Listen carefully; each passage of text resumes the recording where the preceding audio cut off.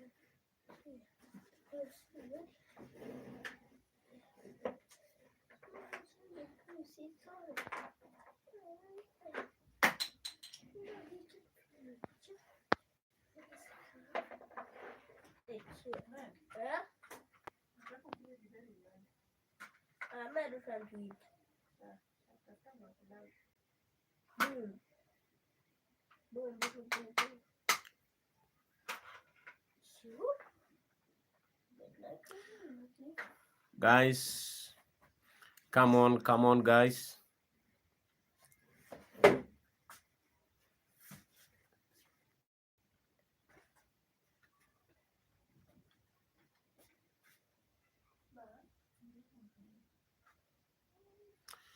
Hi, guys.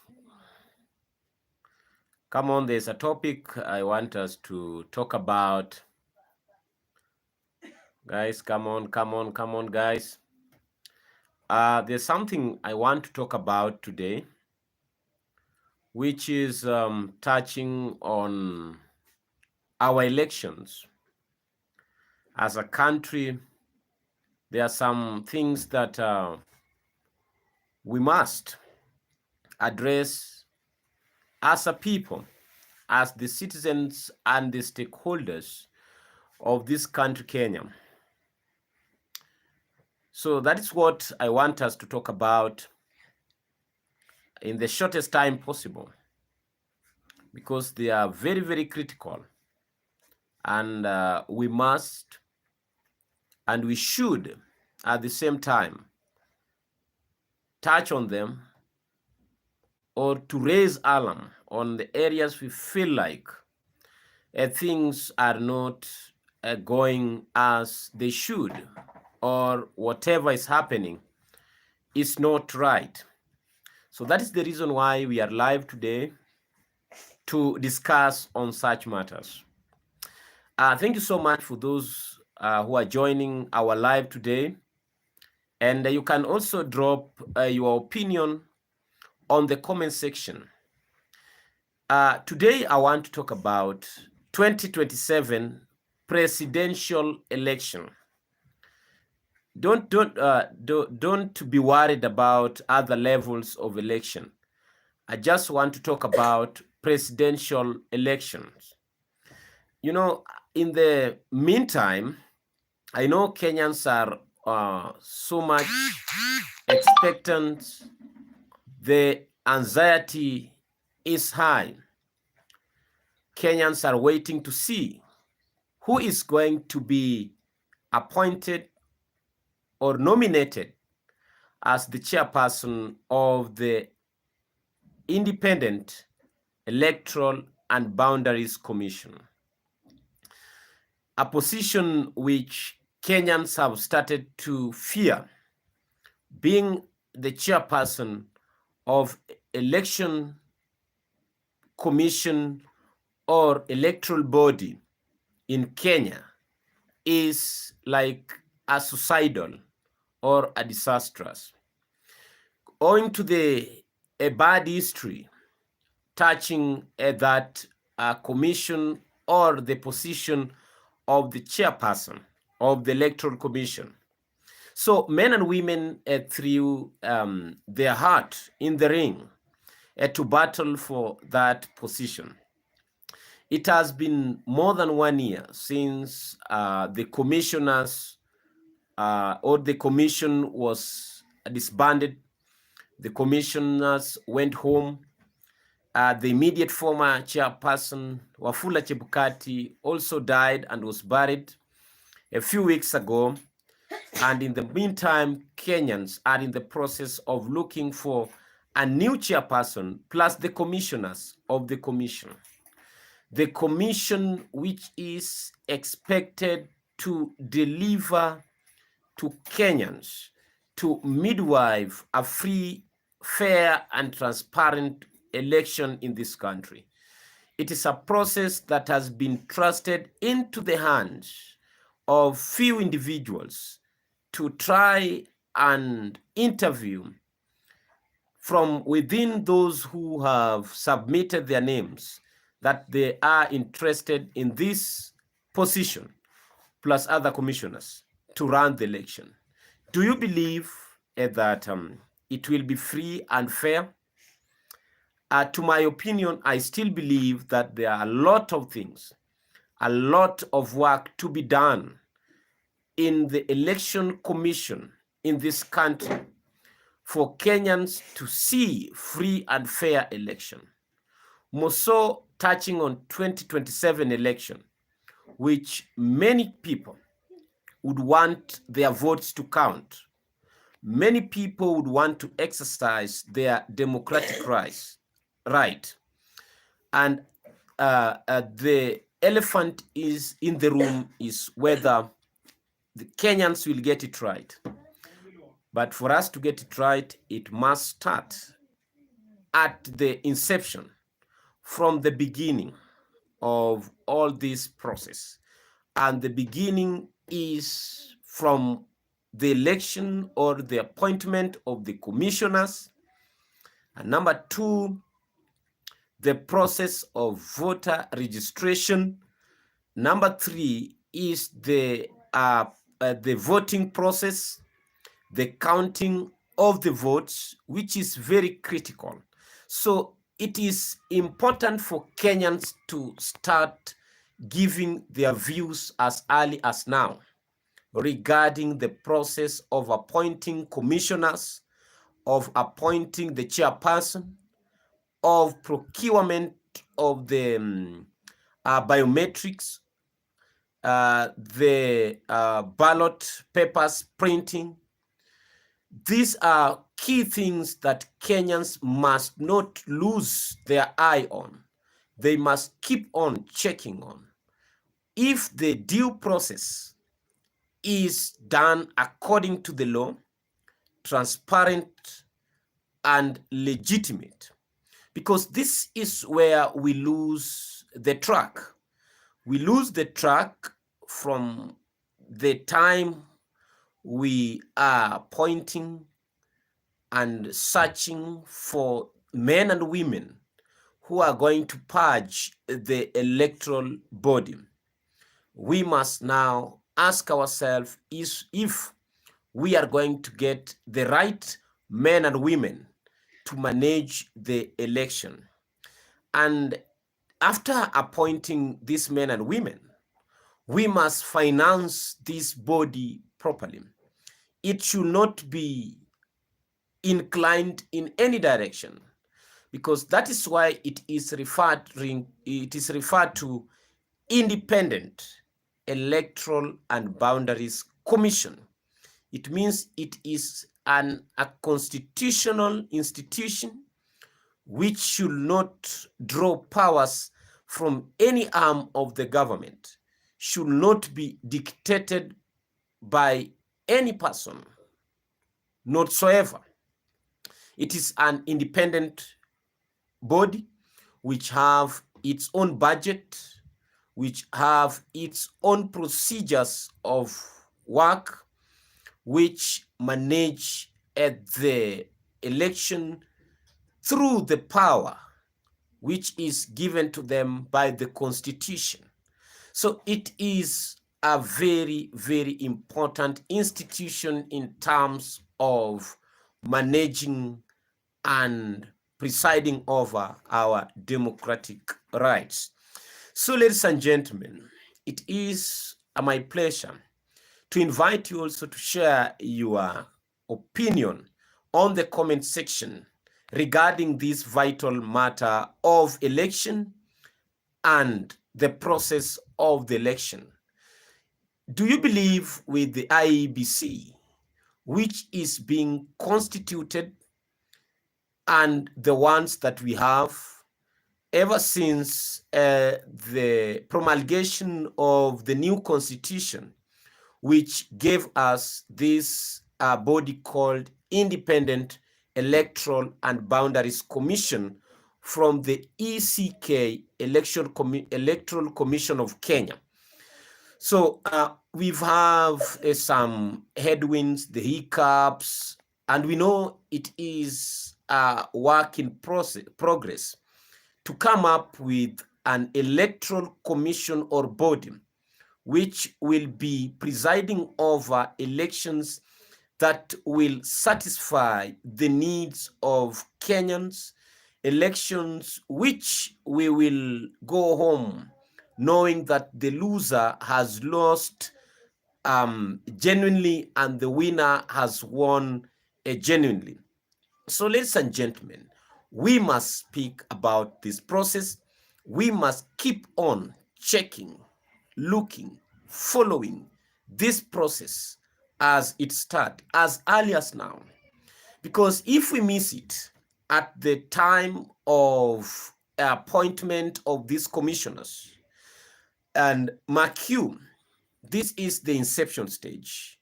There are a lot of influence around this process. There are a lot of interested parties on this process because, you know, in Kenya, election is a matter of do or die, life and death. Because we know that there are a lot of trappings of power, and whoever is elected in any level have a budget to patronage, have some finances to spend. And this expenditure is what we fight for, not service delivery. Therefore, it is key for each one of us to follow this process. I am upset by most of Kenyans who say that they are not interested in politics. And once the politics have gone wrong, we complain.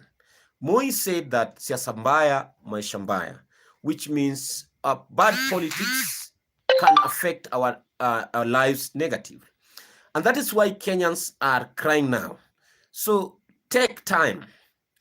The way we are so motivated to vote in 2027, we can't have 2027 if we can't have it right in 2025 when the commissioners are being appointed or nominated and interviewed.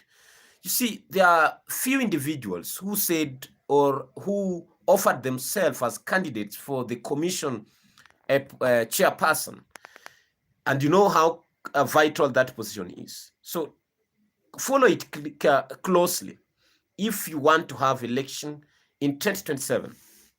I listened to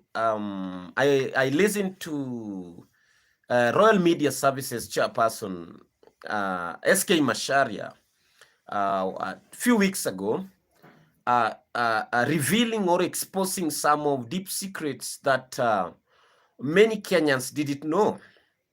Of course, some of these things we have had speculation about, but for him to come out to confirm some of them, which were our worst fears, should be an eye-opener to Kenyans that election of this country is not as transparent as we have thought for before. Election of this country is managed in the boardroom. But there's something which is said, and it is noteworthy to talk about, the issue of the register. This register is very important if one wants to have free and fair election. He said that the register, which has always been used to rig election in this country, is not the register which we use to register as voters. That is very important. And every Kenyan must have interest on this part of the registry. The register which IEBC has been using is a register in question. If what Masharia spoke about is anything to go by, then Kenyans must raise alarm, because this is where we normally get it wrong. So it means we Kenyans vote as citizens who exercise innocently their democratic right, as it is enshrined in the Constitution to elect the leaders of our choice. Then once you cast your vote, it's like that vote doesn't count, because the IEBC have a certain register. But this register has always been used in the interest of some few cartels or individuals who want to dictate the direction in which the outcome of the election goes to or goes. So if IEBC want to manage free and fair election in this country, then that issue of register must be checked. And Kenyans are the ones to check. This is a key and very important ingredient of a free and fair election that cannot be trusted into the hands of politicians, Kenyans must ask questions concerning the register that is used to manage this election. If we don't work on the issue of the register, then be rest assured that the everyday cries, the complaints that we've had before are going to raise their ugly head again in 2027. No matter how many votes you will cast, no matter how many voters will be registered, even if the Gen Zs will register to the last man and cast their votes to the last man, that vote will not count. That vote will be manipulated and the figures will be doctored to give the results that will achieve a certain objective in the desire of the cartels who manage election in this country. So, ladies and gentlemen, this is discussion that we must have. It's a discussion that we must have in a very sober manner. It is a discussion that Kenyans must put on table to pressurize the newly elected commission, to counter-check on the register, and to ensure that they redo the register and come up with a clean register. They clear all the messes that has been there before that have always denied Kenyans free and fair elections. We've been celebrating outcome of the elections which have not given us what we've wanted. But now we have been enlightened as Kenyans that there is a problem at the IEBC. There is a problem at the commission, and this problem must be worked on, and Kenyans are the ones to work on this problem and to clear the mess which has been in the commission. If we don't clear this mess, be rest assured, 2027 will be of no different from any other elections that we've had before.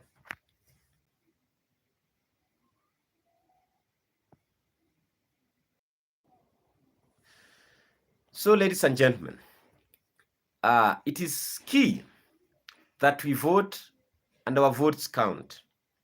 It is important that we queue, and our queuing, the fatigue of waking up very early to go and elect our leaders, give us a transparent and legitimate outcome. If that doesn't happen, then there is no need for Kenyans to go register, to pay expensively, traveling to different parts of the country to cast their votes, which at the end of the day will not count because few individuals have sat somewhere to decide on the direction which elections will go. So we must speak about it. We must talk about it. We must make noise. We must contribute in this process. Because if we don't contribute as early as now, then we have no tomorrow. Tomorrow is not guaranteed. Our rights to education, our rights to better healthcare, our rights to security and safety, our rights to information, our rights for everything that we need to enjoy and is enshrined in the Constitution. The right to speak, the right to association cannot be enjoyed if there is no democracy. And democracy is only exercised through free and fair election. So that election must be presided over by a body known as the IEBC, and that IEBC should be purged by men and women of integrity, and those men and women of integrity must exercise donated power from the people of Kenya as it is enshrined in our constitution, and the process of getting these men and women out of the 50 million of us, we need only 7 of Kenyans to go sit in that commission, to work on our behalf, to ensure that our votes counts. If that will not happen, then even the budgetary allocations of billions of shillings that we put on the ballot papers, that we put on the BVR machines, that we put on the salaries and the allowances of the commissioners should be diverted to something else, because we've even seen countries which are running without elections for over 40 years, and they exist. So we should not be wasting money to do a charade election, to do a shambolic election in the interest of some other people.